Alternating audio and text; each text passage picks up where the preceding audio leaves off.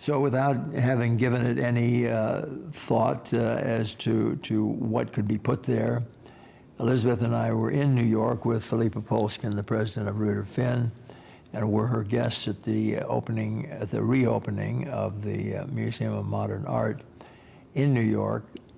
And we happened to be there on the evening when the artists themselves were guests and visitors.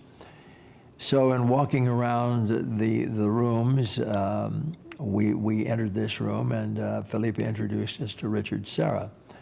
I just met him and didn't really have any preconceived ideas just in shaking his hand.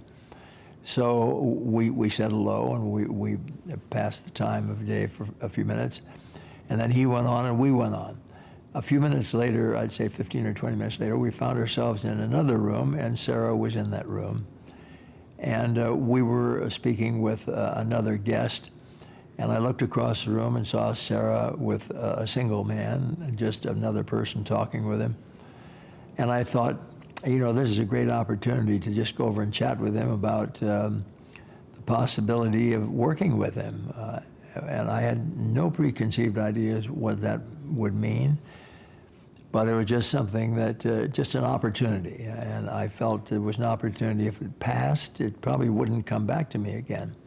So I excused myself and went over, and by that time the other man had gone. And so Richard and I stood and talked for, I suppose, 10 to 15 minutes, not a long time. And at the end of the conversation, I said, you know, Mr. Serra, I'd like to talk with you about the potential of a commission. And he looked at me and he said, fine.